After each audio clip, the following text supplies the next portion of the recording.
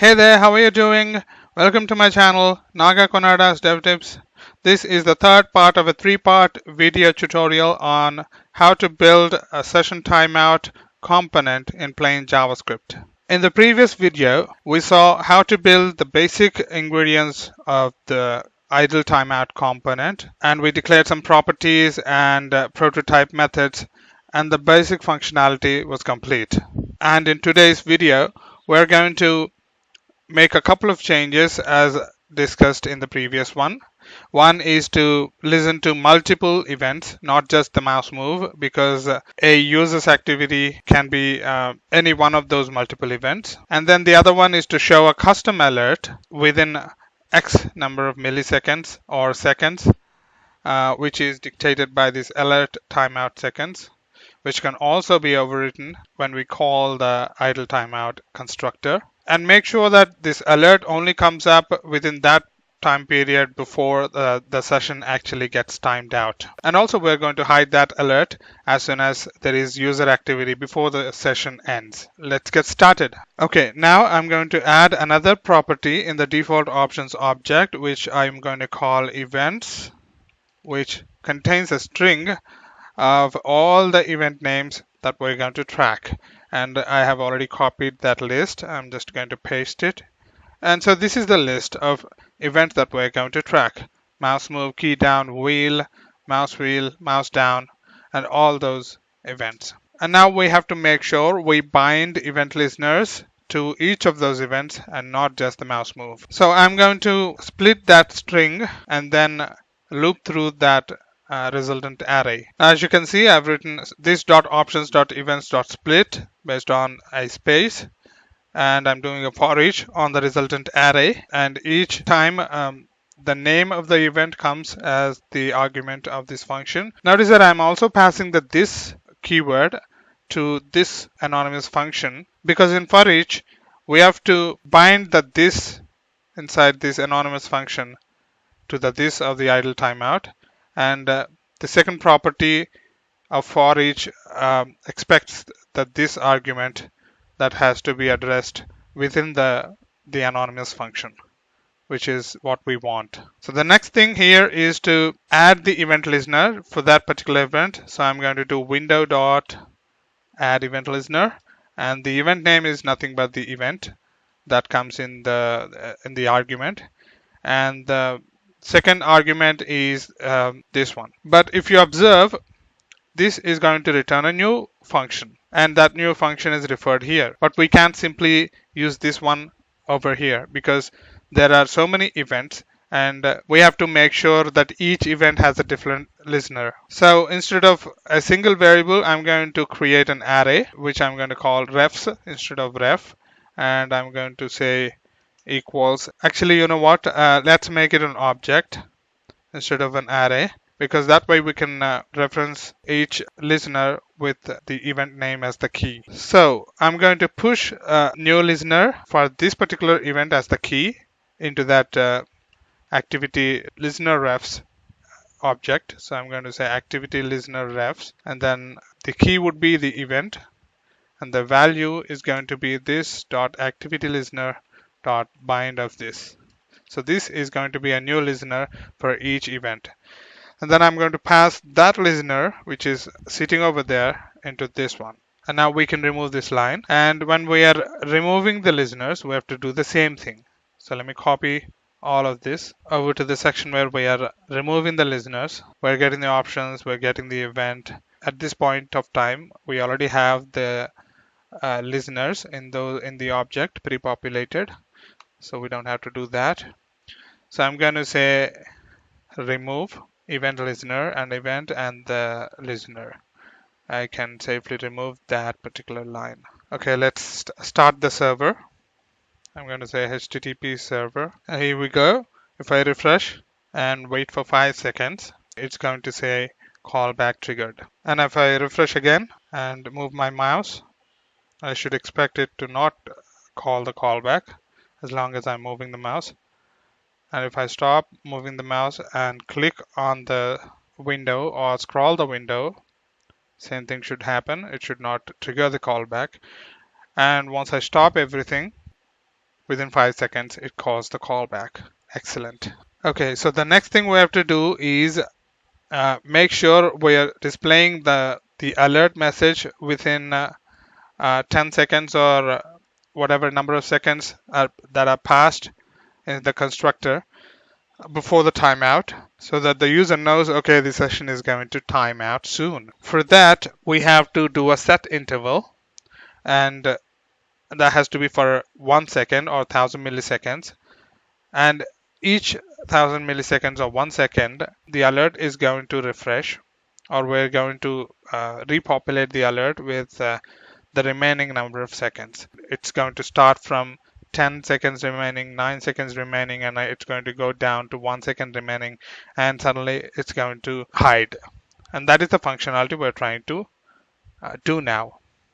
For that, we have to make sure we capture the start time and end time of this particular iteration of the start timer. For that, we have to declare them like this dot start time null, this dot end time is also null. In the start timer, I'm going to say this dot start time equals new date. This dot end time is going to be a new date, but we're going to pass the end time, which is going to be this dot start time dot get time plus this dot timeout seconds star 1000. So this is going to be the span of the timeout, and we're just adding that span of the timeout in milliseconds to the actual milliseconds of the start time, and we're going to get a new milliseconds number, which we're going to pass into the new date, which will give the end time.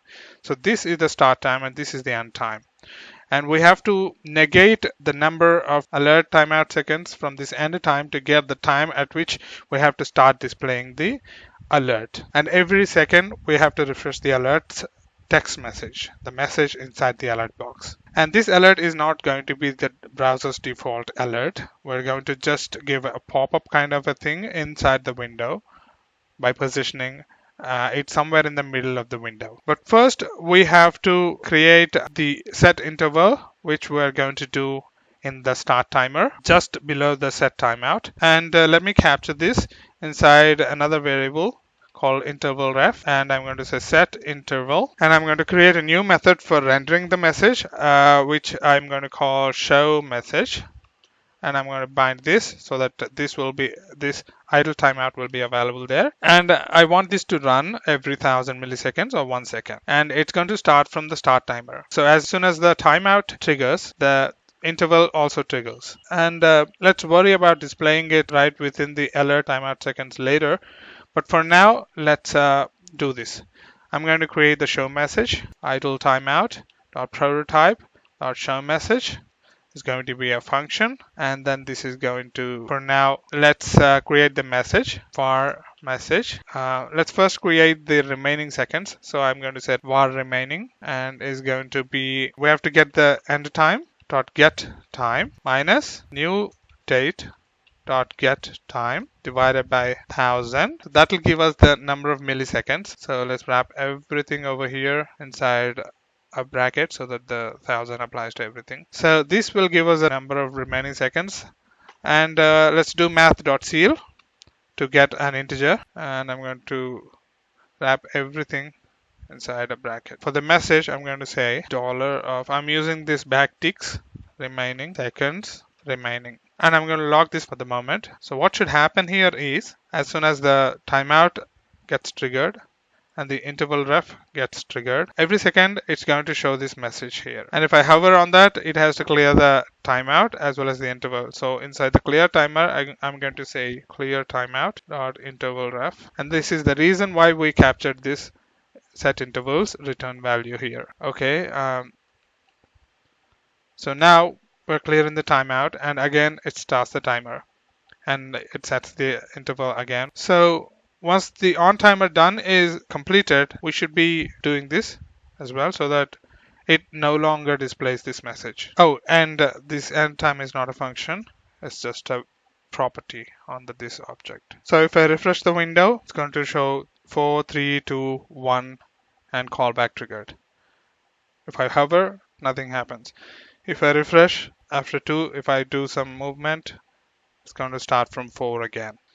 Oh, by the way, it is showing from 4 because the idle timeout seconds is 5 and it's completing 1 second and displaying it. So it's going to be 4, 3, 2, 1 and hide. All right. So the next thing we have to do is display a nice pop-up inside the window somewhere in the middle. For that, we can leave the style of that pop-up to the end user who's using this component. And we expect the user to pass a custom class property in the options object. And so we will check that, and if that property is not there, we're going to do some customizations ourselves which are inline. And if that property is there, we're going to add that value to the class list of a span tag. Let's create that. I'm going to capture message element to be document.query selector and hash timeout message.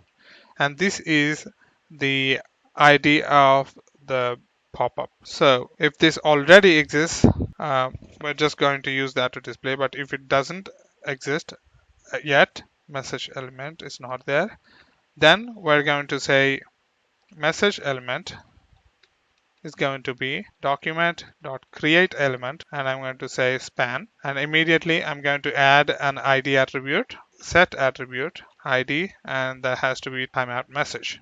If there is a custom class in the this.options, and we're going to check that to be a type of string, and also we're going to check that it's not empty, dot trim not empty. And so we know that there is a class that is provided by the user, and we are just going to add that class to the class list of this message element. Class list dot add and this dot options dot custom class, and that is all we're going to do. And if that is not there, we're going to apply some of our own custom styling. I'm going to say message element dot style, and I'm going to give a set of properties for which I'm going to use the backticks, and I'm going to set position absolute and top to be 50%, left to be 50%, width to be 300 pixels. Height will be based on the contents, so I'm going to leave it like that.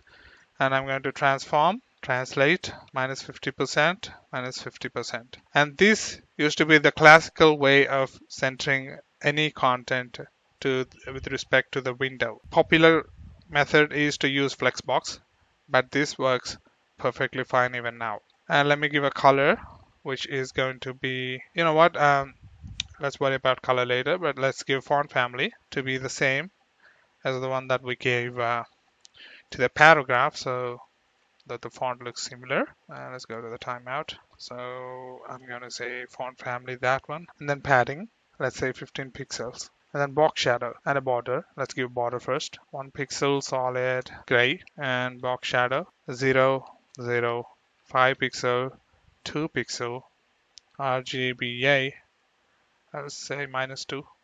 We want that to shrink. And then RGBA and a tone of black. So 000 and 0.5. All right, now I think we're done with the styling. And then inside this if condition, we know that the message element did not exist and we created, so we are going to add that to the DOM.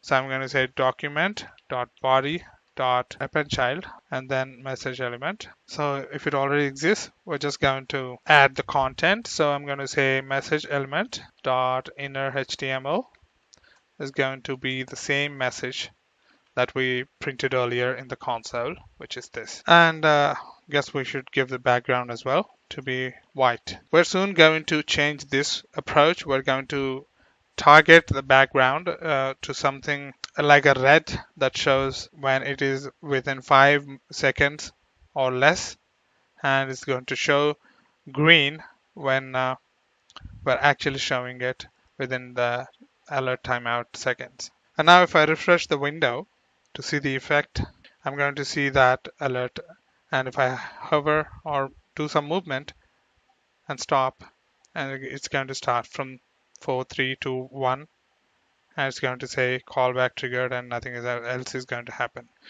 But what we want to do as soon as the callback is triggered or as soon as we show some activity is to hide this one. We don't want that to be there in the middle as long as the user is doing some task, right? So we want to hide it as soon as the user uh, comes back to the page and realizes that they have something left on the page to do. So let's fix that.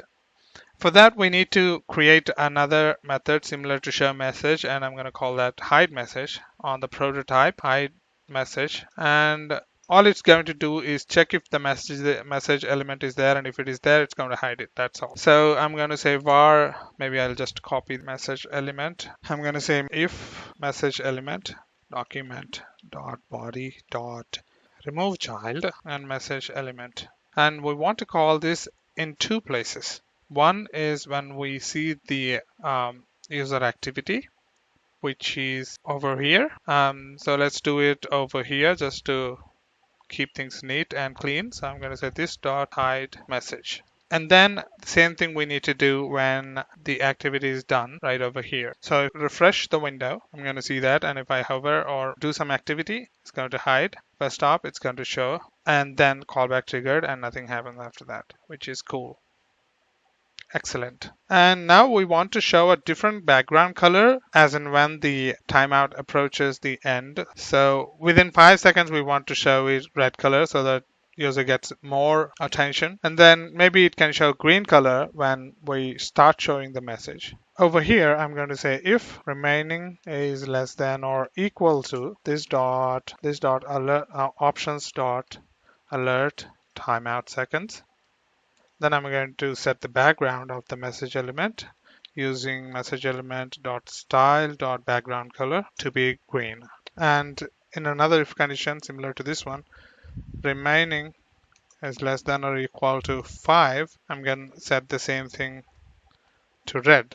And let's give the color to be white as well. We can safely remove the background color now because we're already setting green color as soon as we show this, and red color when the timeout is going to be less than 5 seconds. And in order to see the effect, we're going to increase the timeout seconds that we're passing here to be 15 seconds. So initially, it's not going to show anything because it is not less than the alert timeout seconds, which is 10 over here.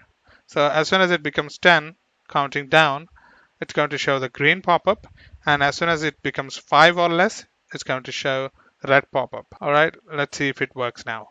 And and one more thing is that we only add it to the body if the number of remaining seconds is less than that. And so we're going to cut this, add it in both locations over here so that it gets added only in these scenarios and not show it every time, all the time. So if I refresh the window now, as soon as I stopped any activity, within 5 seconds, because we put 15 seconds as the timeout seconds, within 5 it's going to start showing that pop-up and it's going to count down, and as soon as it became 5 or less, it showed red color background, and after that it got hidden, callback triggered, which is what we want. Cool, fantastic. And now just the only thing that is remaining here is to wipe out all the content and show a message that says your session has timed out. So we're going to do that in the callback function. So we're trying to simulate a backend Ajax call and the response, and then we're trying to wipe out all the front-end related session data and then the content in the body and everything. So we're going to do document.body.inner.html is going to be I'm going to use backticks for this. I'm going to say h1, your session has timed out. And so if I refresh, it's going to start the timer. And then within 5 seconds, it's going to start showing the alert. It's going to count down to 1 and 0. And then it's going to take us back to that session timed out message. All right.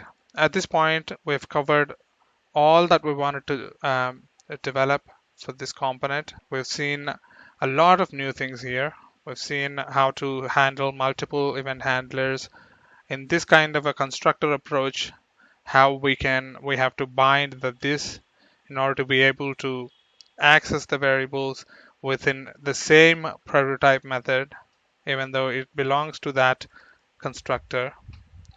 We've seen some inline stylings, we've seen some intervals and timeouts, and many more. I really hope you like this tutorial and also this video.